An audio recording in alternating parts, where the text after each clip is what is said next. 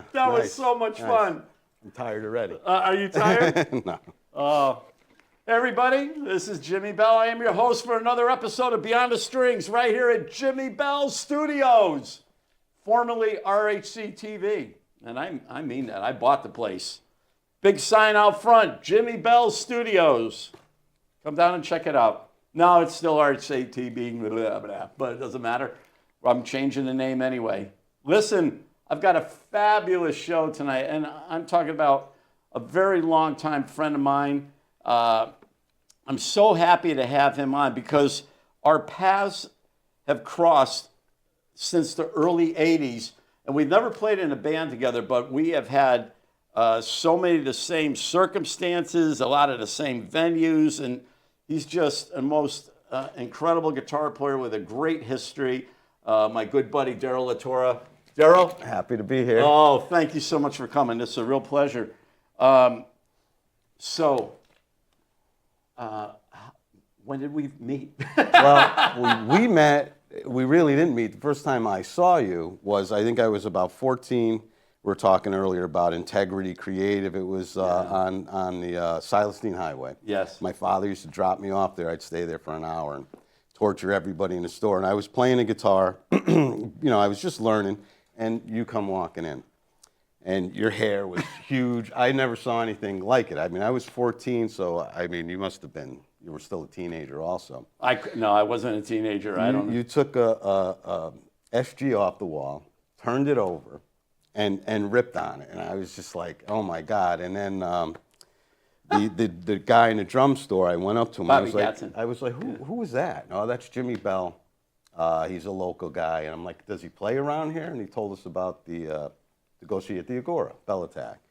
And I brought our band there. We were all just starting out. And now, was it formed into Siniscali? Oh, yeah, Siniscali, actually, interesting.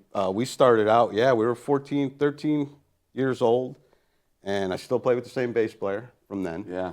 John LaRose. And we started the band, and it was crazy. That's the one that came and saw you? Yes, we brought Siniscali there. And the first time we ever went into the Agora on top, it was Stage West still, I think. And it was all ages, and you could drink. Right? Remember, behind the rope you were allowed to drink. Yeah. On either side you couldn't, but people used to just hand over they had cans of Heineken. Remember, six packs of cans? You could have 6 of them. So we went, and it was just shocking. Place was a zoo. You had all the stars on your amps, and I never saw it. It was a great time back then. We grew up. We really did. We grew up in like the most amazing time for playing and everything. Well, listen, you have an amazing history, and I do not want to waste a lot of time because you've got so much going on. So tell me about Siniscali, your first band, because that was also, before I ask you about Siniscali, I want to know who were some of your major guitar influences? Because that's really important to know how you create It's what kind you of do. weird how it happened. I was originally, my brother and myself were Chicago heads. And we were like 10 years old. I saw Chicago in 1976. I think I was 10 or 11. So we loved Terry Kath. I was, I liked guitar. I didn't want to be a guitar player, but I loved hearing guitar. We watched Hee Haw. My grandfather was a mandolin player, which is why my right hand is faster than my left hand. But, Roy Clark, anybody who played fast, I was just like, wow, that's awesome. But I didn't just want to like play, me. Right? It had no urge to play until I went to Music Land, I think it was. And I went to buy an album, and I saw Kiss Alive. And I was a comic book monster kid, and I saw this. I'm like, what is this? I put it on, and I wanted to be Ace Frehley. And then I wanted to be a guitar player. So Terry Kath, as great as he was, way better than Ace Frehley, I was just like, forget it. I went to Kiss. I was 10, 11 years old, so I saw them a year later. Happened with a lot of people. Oh, yeah, he spawned a lot of guitar players.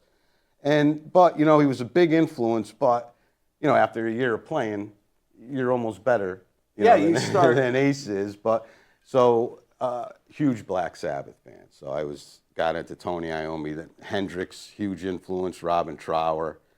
God. When my cousin bought me Made in Japan, then it was Richie.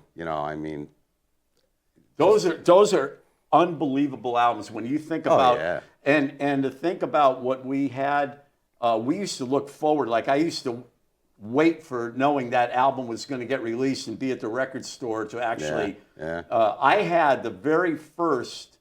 I had Made in Japan before it was released by Warner Brothers. It was released as a bootleg. Wow. The label was purple, and I found it in Integrity. Wow. Yeah. Because they carried a lot of overseas bootleg weird stuff. So it was just amazing to grab that record. But I always there were always these guys that were, I fell in love with Ritchie Blackmore so quick, from Johnny Winter into Ritchie. But then there was these really diehard Tony Iommi fans, so it was really hard because they were going, Tony's better, it's like, and then you had the Jimmy Page fans in there. Which I am too, but I don't think they hold a candle to Blackmore. I really don't. I love Tony Iommi, but as far as him being, like the best guitar player, I don't know, he's the riff master, his leads, and which I kind of play a lot like him. I'd rather play a little more like Ritchie Blackmore. He was definitely one of my favorites. But I also liked a lot. I like John Five now. I think he's an incredible guitarist. So he's kind of a newer influence when he started doing solo stuff. But well, he's doing what we're into, the country vibe, the shredding and the country vibe. He's all about it. As soon as I heard his little country spin, I saw him with Marilyn Manson, and what a sound he had for where it went to see, it was at an Ozfest, and his sound was incredible. I'm like, this guy's just, what's he doing with Marilyn Manson? Nothing wrong with Marilyn Manson. It's not a guitar band. And then when he did solo stuff, I was like, you get deceived. You don't even know. Sometimes when guys take those gigs, which is really important because they take them because it exposes them to bigger audience. They're getting to play in front of everything, but you don't realize what they could do. I mean, what's his name? Vinnie Vincent was like that even when he was in Kiss. Yeah, he was Kiss great. wouldn't let him, do what he wanted to do anyway. Yeah. And then when he did his Vinnie Vincent Invasion, it was like mental, Oh yeah. But so, anyways, let's not lose sight. Let's talk about Sinus Galley.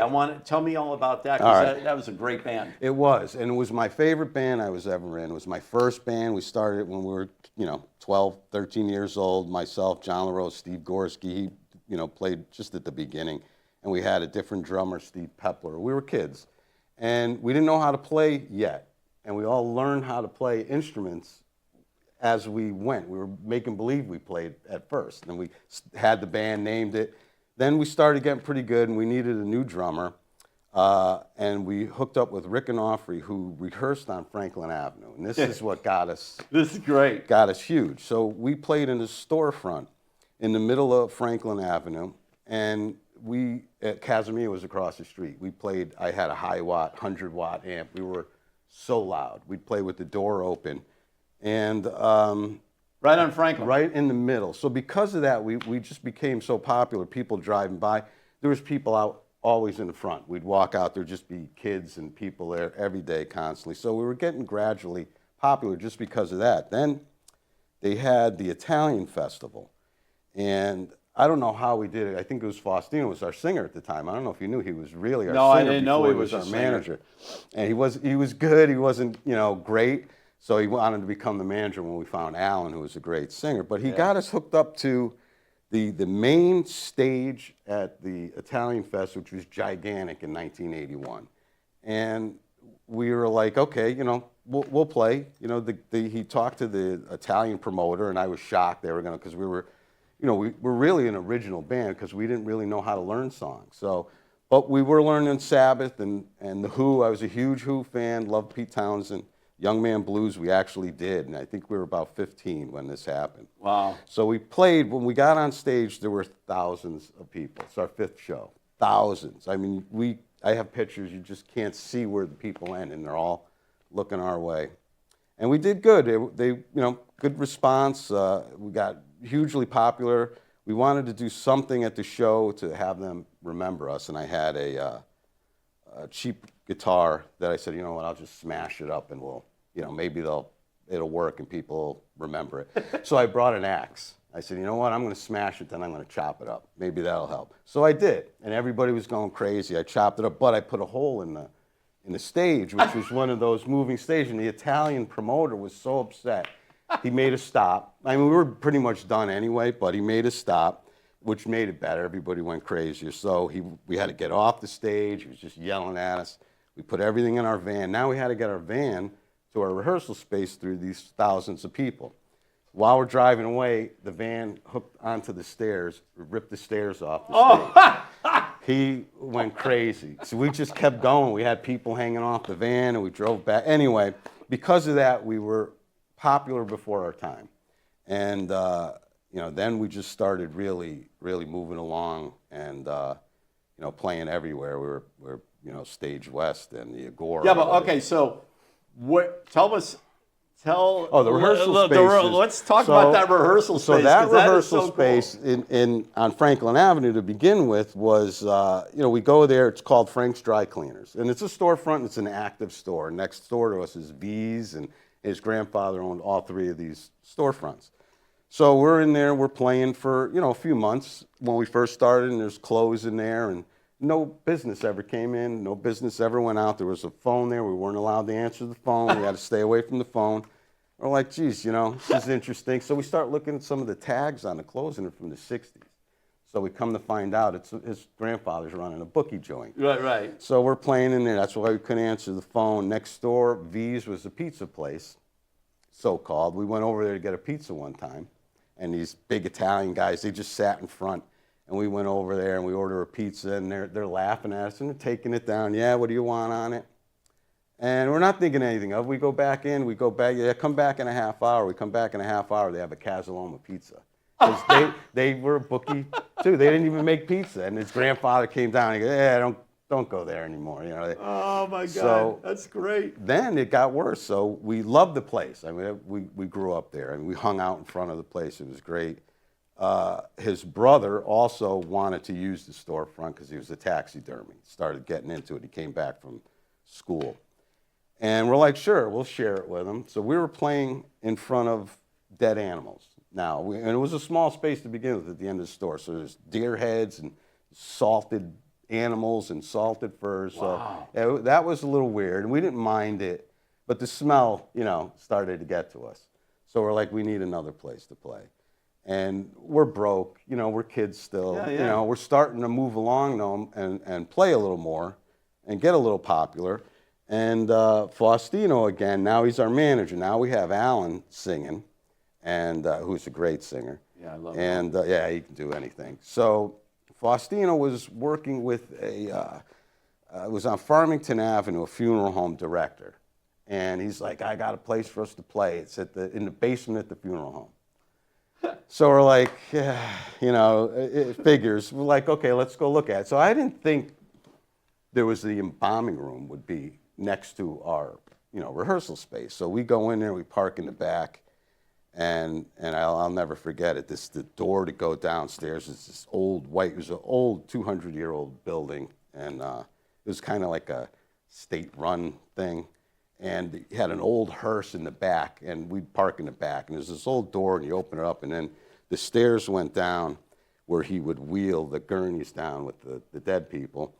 And he'd go this way, and our room was right here. So if you got there first at night, nobody would go in by themselves. Everybody would wait for somebody else to come, because you'd open the door. His door was open. He'd be working on people, or wow. And there it smelled too, because the formaldehyde. Yeah. So, but we said, you know what, let's do it.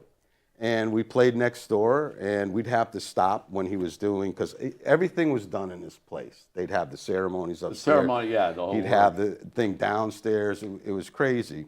And one time he came in with his hearse, and he goes, I need your help. Gennaro was his name. He was a crazy guy.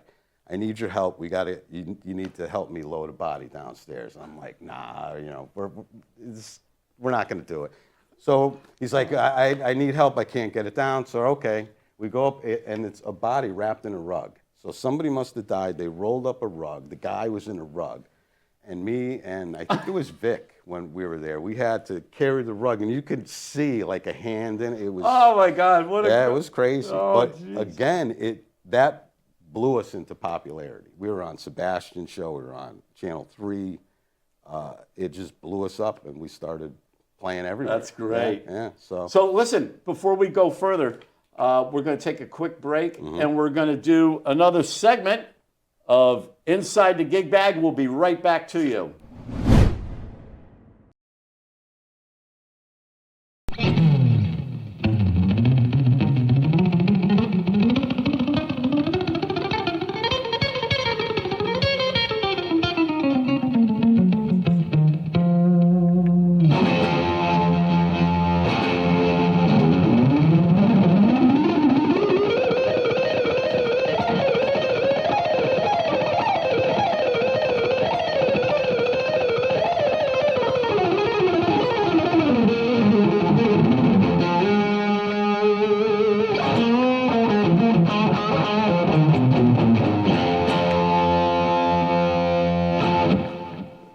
Everybody, Jimi Bell here for another segment of Inside the Gig Bag, and I want to talk to you about finger motion. I get, I'll tell you, a few people have, one particular person especially, was going around just saying, I play nothing but chromatics all over the guitar and stuff, which is furthest thing from the truth, as I did in a previous segment of Inside the Gig Bag. I very rarely use chromatics, but it looks like I do because I don't have a lot of movement off the fretboard with my fingers. I learned, I don't know how I trained myself, but I've seen guitar players where they're playing and their fingers are going like this. So, I mean, they're still accomplishing the same thing I'm doing, but I managed to create my style with less movement. And I just find that it helps so much just to keep your fingers like nice and...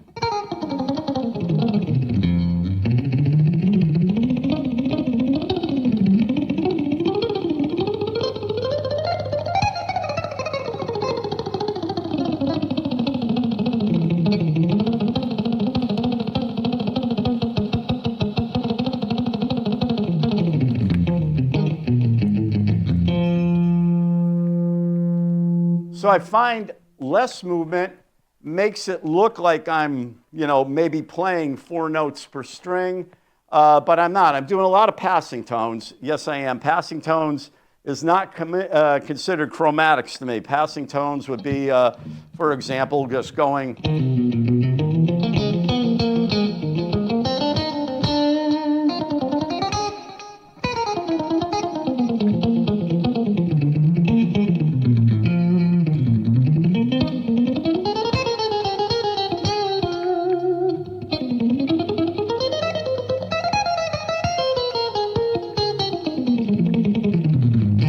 So yeah, passing tones is different than chromatics. As I showed you in an earlier video, the chromatic thing is, every single note going down the scale. And then there's different ways to do that, as I explained before, going down with 3 notes per string.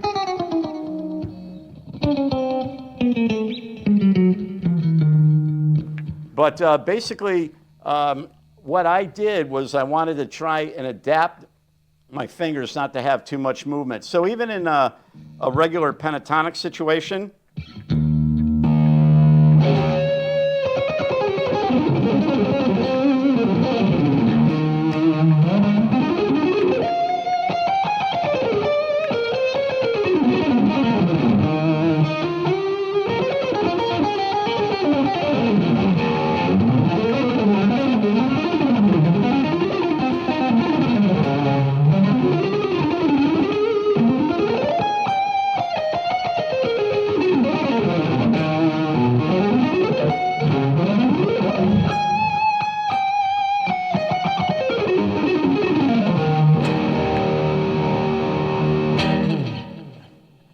messed up a little at the end.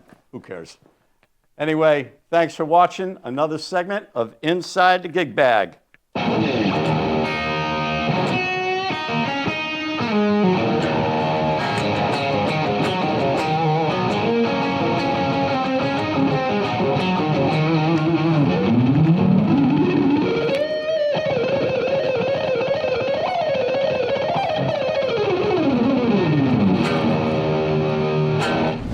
Okay, it's All great. right. Now, so far, So far, I'm so dying good. here. Not Yeah. literally, though, because that's insane what you've been going through with that. It was, yeah, I mean, you get into how crazy it really was down there. I mean, Yeah. it was, So you guys, so Civis Galley, you started to play a lot. Now, did we play together? yes, yeah, You got to get into remember that. this. Oh, yeah. Oh, yeah, Mine. no problem. Yeah, we opened up for you guys. You actually, when Vic came into the band after John had to leave to Florida, that's when we started over again. And you were like, why don't you open up for us? You know, we were just, you know, it was the same band. We had a new bass player. Vic was a guitar player from Fates Warning. And he loved our band, right? And he's like, I'll play bass. You know, we needed a bass player. I'm like, man, this guy's going to play bass. He's a guitar player. Came down, he was great. And then he was also a good songwriter. So when we started coming up with some new songs, so we had like an hour new set. And you were like, open up for us. You were Daddy Longlegs, I think, at the time when we opened up for you. No, I Daddy think so. Longlegs was a cover band. You weren't in Daddy Longlegs? No, I was in Daddy Longlegs, but we were just all covers. Yeah, but we opened up for you. You did? Infinities. I forgot. A few places. They have some video. There's, you know, the video you guys did Infinities? It's on YouTube. I actually shot it. It was my birthday. So we opened up for you. It was my birthday. And I started drinking. And the guy that videoed us all the time had his video. I'm like, well, let's video. Because I wanted to steal some of your guitar licks and have them on video at home. And so we opened up for you quite a few shows. A couple of different times. It was Most Wanted, we opened up. Yeah, Most Wanted. And we did a couple of Daddy Longlegs also. Well, I can't even believe that we did Daddy Long, because I don't even remember having an opening band. Yeah, well, you did it for us. Oh, I mean, okay. and that's when I went to you for a look to learn how to sweep. I was Oh, taking yeah, so some tell lessons. me, let's talk about that. So I had this conversation with Joe Delaney on the last show. I have to be reminded because about people that I, had taught even for a short period, Yeah. So you reminded me when we were talking about doing the show that I actually did give you a couple things. Mm-hmm.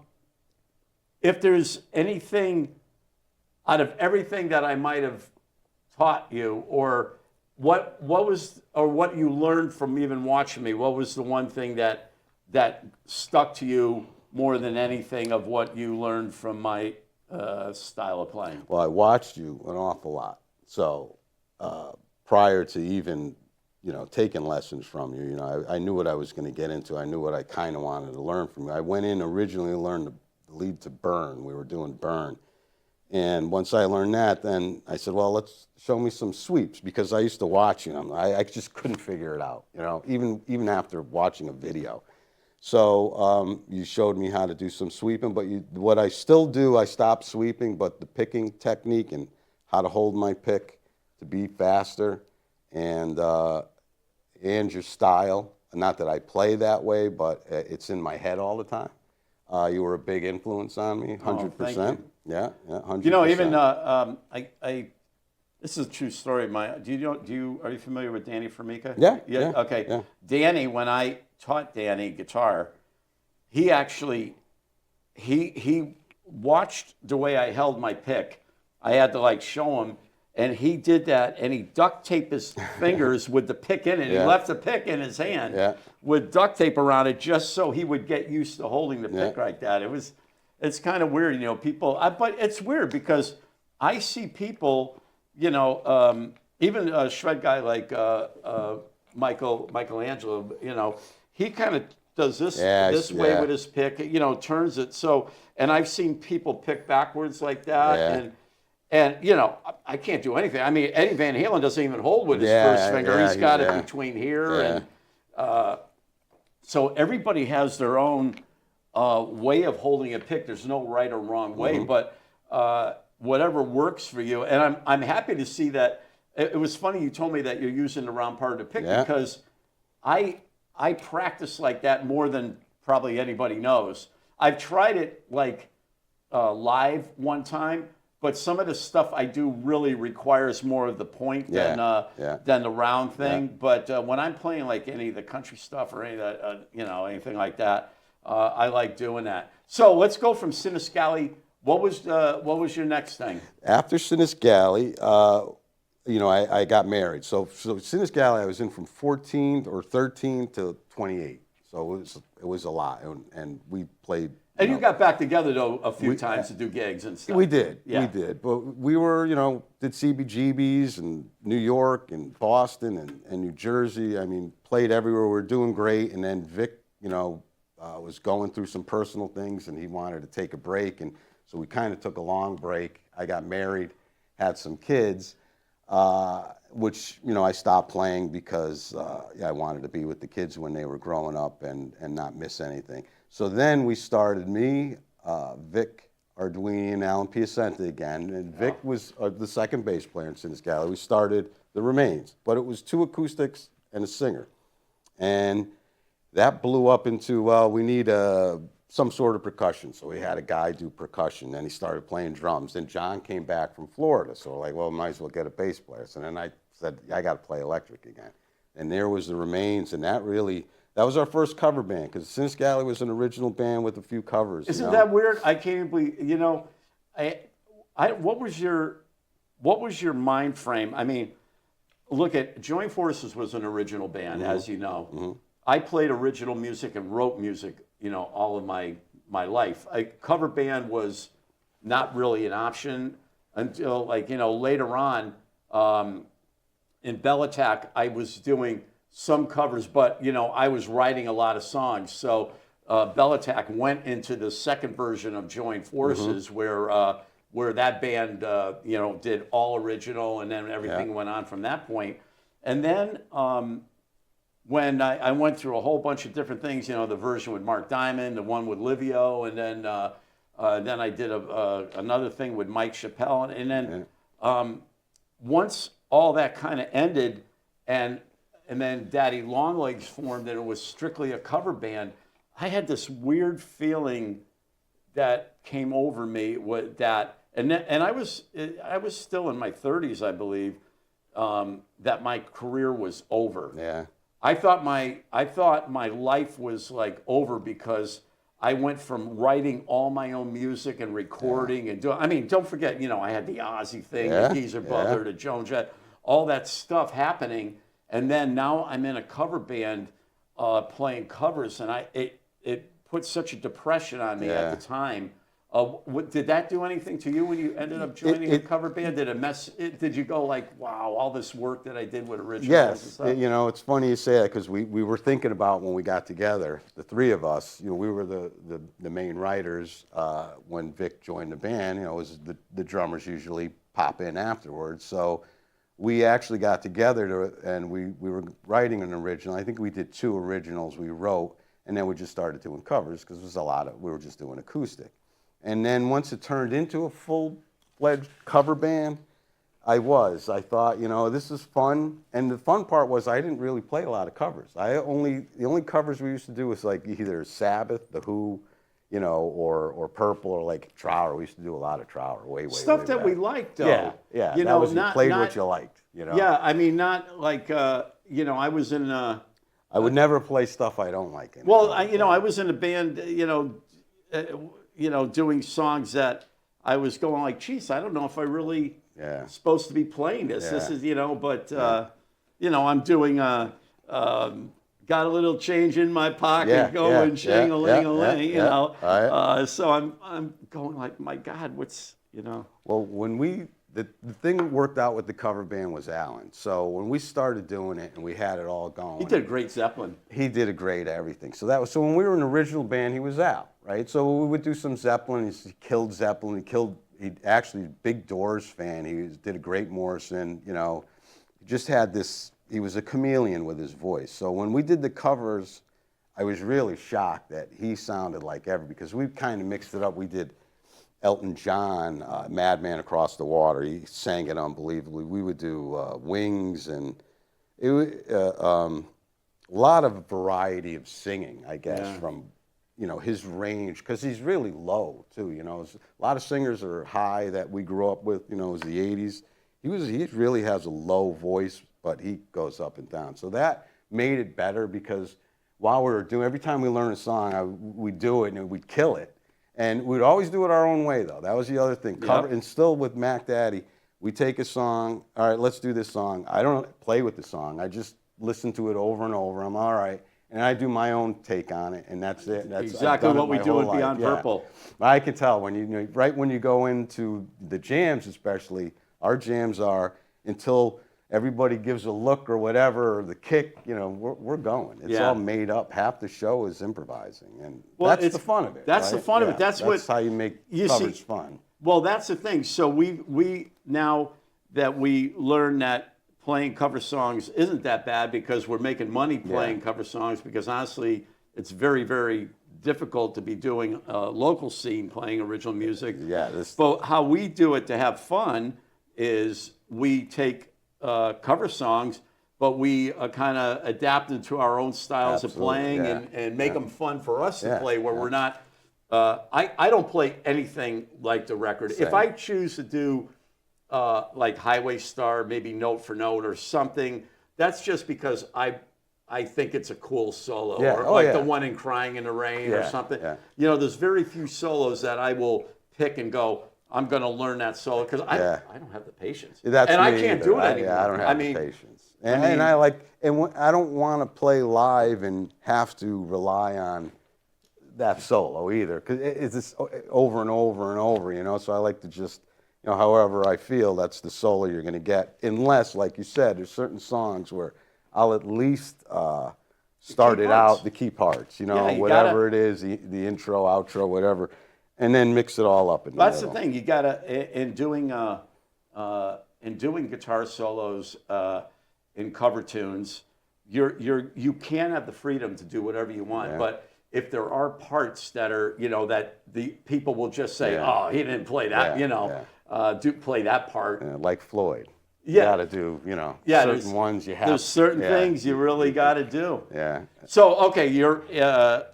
So the Remains, right? You did the Remains. So where did you go from there? So after the Remains was the Remains of Sinus Galley. That's why we call it the Remains. Then we get sued as the Remains. We get a letter from France from the Remains. Did you ever remember the band? No. We didn't either. So they opened up for the Beatles once, I guess, in Massachusetts. So we get a letter, a cease and desist letter from France, from the Remains, because we were playing the casino a lot and we're on TV a few times, because we were wondering how the hell they even heard of us. And we had to change the name to the New Remains. So now we're the New Remains. Vic wanted to do original heavy metal, which he's still doing on the side, but he wanted to do something different. So we changed it up a little. So it was the Remains. So it was still me, Alan, and John LaRose still. And then we got Chris Benito on the drums, great drummer, Yeah, I know Chris. And Joe Terrio. Joey. He took Vic's part, and Joe was a blast. Joe knew so much more than us, you know. Joe's one. I was in one of my first bands with Joe. Yeah. He used to tell us that, and you know, he was the chord master too. He used to do chords, and I was like, what are you doing there, Joe? But anyway, that was the New Remains. It was a great band. Steve Groman came in when Chris Benito had a back surgery. He couldn't play anymore for a while. And that was a lot of fun. So, I mean, the New Remains and the Remains, it was like 10 years. Really? And we played everywhere. Did that stem into...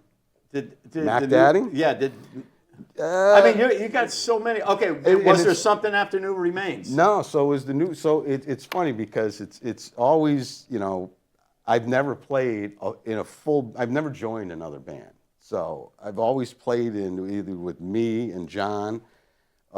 and unless he had to leave, or was it me and Vic and Al? People that you're comfortable with. I guess. So Mac Daddy was Chris. We stopped playing the New Remains. Chris gave me a call. He goes, "Hey, let's continue playing." I found a bass player, Jerry Baxter. I don't know if you know Jerry. He's from Rocky Hill, a good bass player, and he had a job, and you know, which was more important. Job? Which was more important. What? So you know, he had to do what he had to do. So again, I got John to come back, and then we got Joe Mercury, who used to play in my brother's band, and they called it Mercury. And I always thought he was a great singer, so I gave him a call. He wasn't doing anything. I like him. Yeah, oh, he's so good. And you know what? When he started, when we got him, he was singing for like 2 years. That was it. So he's only been singing for like 10 years. He's kind of an old soul. I remember coming to see I don't know if it was I think it was one of your first or very close to one of your first couple shows with Mac Daddy. I remember seeing. Good. I saw him singing, and I went, "Wow!" Yeah, he's like Black Crowes. I forget the singer's name. To me, he's pretty much has that tone, but he can do anything. Rod Stewart. I mean, the Zeppelin. We do. Yeah. He just, we do from Elvis to Sabbath to Zeppelin. You did something I think it was at Joanna's or something. Yeah, we played with you guys there too. With us there. Yeah, we did a show together. Yes. Okay. Yes, yeah. But see? Mac Daddy, we got Rob Walburn, tremendous drummer, who's, he left us for a while to play with the Pretenders. He's back again. And, isn't that crazy? It is. It was crazy. See, we're supposed to play the casino, Comics Roadhouse, Saturday. And Rob calls me up Thursday, I think, and said, "Hey, I just got a call." I thought he was joking because I can't. First he said, "You're not going to believe this," and I knew right away. Well, we got to cancel the show. Right. And if we cancel that show, they get crazy there because it's hard to find another band, and they're very picky with they like to mix country. You got to please everybody there, which is understandable. But he's like, the Pretenders call. They want me to be there Saturday. And I go, okay, and we were talking about it. So he actually got the call Thursday and did a show Saturday. I think it was at the Minnesota Stadium, 60,000 people. So he went from, 400 people. How did they know about him? His brother's the guitar player. His brother is James Walburn. Oh, so okay. They had a band prior to the Pretenders, and Rob is really a guitar player. He's like drum is his second instrument, so he can play a bunch of different instruments, and his brother's the same way. So yeah, he called him up, and he's just he's a great drummer. I had that happen with BJ. Yeah, he's we had all a gig. over the place. We had a gig and all booked that day or the night before, and next thing I know, BJ's at the airport. I guess the original guy, Mick, had some kind of health issue, and they called in BJ. Yeah. We didn't even have we had a gig all booked. We didn't know what we were going to do. We had to cancel and all that, but that led for a while. So those things are. Oh yeah. You gotta appreciate when your buddies are doing good. You gotta wish them the best. We were very excited for him, and Chris Benito knows our set. He filled in. Yeah. So yeah, we didn't really have to worry about anything. But I was definitely excited for him, and he's just a great drummer. Well, that band is killer. But before we run out of time, we got a hit, man, on the on your new thing that you're doing. Well, I mean, it's a second thing. You still do. Still do Mac Daddy. You still do Mac. Yeah. So obviously know that I'm a huge Elvis fan. Yes. So you're doing Bobby Sings the King. Yes. And when I was seeing all the promo stuff being put, because my cousin Dave, he was sending me all the, the stuff that you guys are doing, and I just thought it was like the coolest thing. And I met Bobby a couple times. Yeah. He's a character. Oh yeah, he's a character. Yeah, and but I just think it's the coolest thing. I mean, you guys did. I saw, I've seen some shows, videotapes of the shows, and it's just a really great unit what you got going on. It is.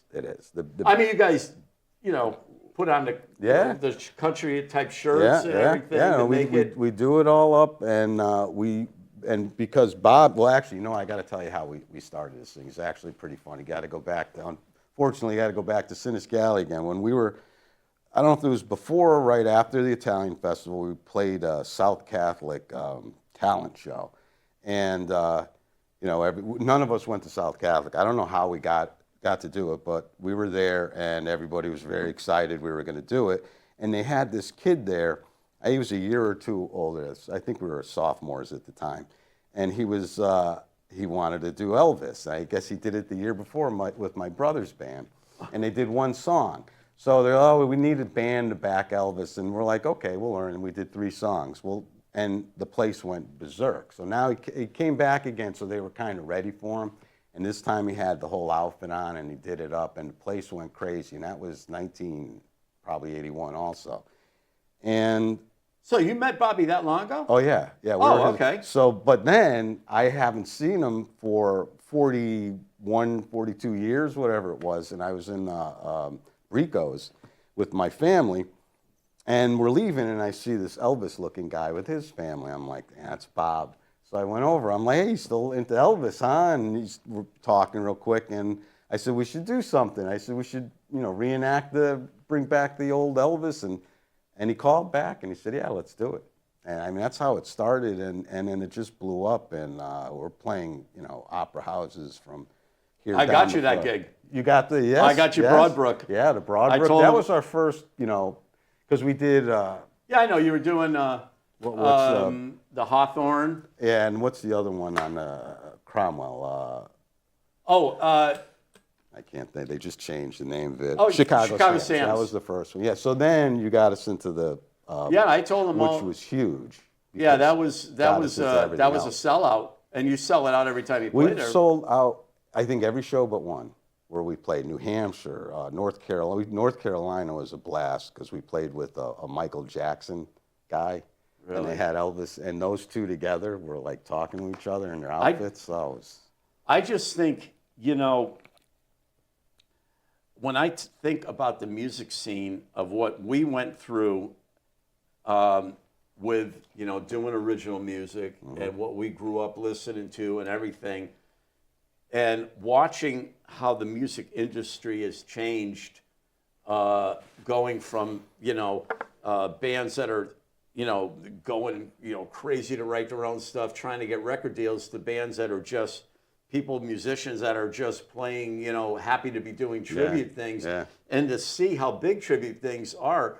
I mean, I see tribute bands playing to thousands and thousands of people as if they're the actual band. Yeah. I mean, Back in Black's been doing it for years. Yeah. Physical, it's like the original. Yeah, Physical, the original right? Physical. Yeah. They were overseas, Yeah. Well, we Siniscala, we opened up for them like 20 shows. They brought us everywhere. We went them. They were nuts. We were a little younger again. And Matt, everybody's got to go back to Matt. Oh, I see him all the time still. And so I used to talk to him before some shows, and he was Jimmy Page. Like, he'd sit on the edge of the stage, he'd have his Jack Daniels, and I'm like, my God, this guy's, thinks he's Jimmy Page. So that's so funny. They'd have oxygen tanks. I mean, they had everything, but they really took care of us. We played with them, did a lot of shows in a lot of different states, and but back then they were like Led Zeppelin. Everybody kind of treated them like they were Led Zeppelin, and the Elvis, the money is crazy, and it's. Do you like doing it, right? I think it's a great gig. I love doing it. I'm a huge Elvis fan. My grandmother, my mother were Elvis fans. Elvis Hawaii was always on my grandmother's table or her stereo, and I listened to him all the time. But when we did it originally, I was like, well, this should be easy, and I didn't realize James Burton wasn't so easy. No, James. I had to learn a whole different style. I got to see James Burton play. Really? Yeah, I got to see him. It was really weird. Down at the Sting, there was a last-minute show announcement that Jerry Lee Lewis was going to play the Sting. So Jerry Lee comes in, shows up late, being the way Jerry Lee was, but he had James Burton on guitar. And that was like the wildest thing to actually get to see him perform. Yeah, but he's a player. I when we first started doing it, I'm listening to him, I'm like, all right, okay. And then I'm really start listening to it, I'm like, wow, this guy's different. you gotta really dive into it. I mean, when you're doing, let's see, I got the wrong sound on. But I mean, any of that stuff. Oh yeah. you know, you got all the snapping and the, Yeah. you know, you were talking about the double stop. Yeah, he does a lot of, So it's like that type of stuff is just, you know, that's, you and I are, that shows, you know, where our maturity has changed with guitar playing, you know, from a lot of the shredding stuff, which we both still love to do, but that country sound really just catches me. Absolutely. Like, you know, it's absolutely amazing. Growing up, the whole hee-haw thing, I mean, really, I was a Glenn Campbell fan, Roy Clark, Buck Owens, I loved it all, you know, and now that's all I listen to is all the old country stuff. Yeah. So there's nothing new coming out that really piques my interest, so I go back to the old stuff. So tell us, before we wrap it up, what gigs do you have? Do you have any shows that? Comics Roadhouse is, you know, I don't know all the dates. It's, I think the end we're there every 5 weeks. Comics Roadhouse at Mohegan. That's Mac Daddy. Right. Yeah. Elvis, we're on a little break. Bob had few personal issues, so he's taking a little break. I mean, but we played a ton of shows with him, so, you know, it's pretty good. I got to tell you, my funniest, just real quick before we go, the video that Dave gave me from your very first show. Oh, yeah. That killed me because you guys were going and going and going. Oh, my God, he didn't come out. And it didn't come out. You know, dun down to that, dun down to that, dun you down can to see that. me looking around. And it's like, and when are you gonna? I kept waiting, and everybody's waiting for him to walk out. I don't know if he heard if you could hear it, or if he was just like. It was 3.5 minutes because I watched it. 3.5 minutes without him you know, that same thing over and over and over and over again. And I looked at Vic because it's the first show. I'm like, is he not going to come out? You know, you could see me in the video looking over at him going. And then all of a sudden he comes out, you know, and I was like, oh, thank God. But it was a long 3.5. That's a long time to do the same riff. Yeah, no, I mean, you were just, it's not like you were, you went into any improvising or anything. You were just going. Because we didn't know when he came out. Yeah. And it's hard for the drummer, you know, he's just keep doing the same thing. But it was a great show, and it was a lot of fun. I love rehearsing the Elvis. You know, I love going to rehearsal, and we do the show, 1970, which is cool. We only do the 1970 set. You know, there's a lot of stuff after that that's great, but to me, it's still rock and roll. You know how fast that stuff is? You ever put on the first 19, that album with the black? He's got the. Oh yeah, it's so fast. I mean, we actually slowed it down a hair. We first started learning, we did it the same speed, but Bob was like, "Oh, it should be slower." I'm like, "Well, it's really this fast." So we kind of found our own little medium for it. But yeah. Well, Daryl, this has been an incredible show, man. I can't thank you enough for coming. My pleasure. I mean, you know, obviously you and I have known each other for a long time, so there's probably like 1,000 other stories that we, oh my God, yeah, you know, that we didn't talk about. But honest, thank you so much for coming on. This was a great show. I want to thank everybody for watching this episode of Beyond the Strings with my very special guest, Daryl LaTorra. We'll see you next time.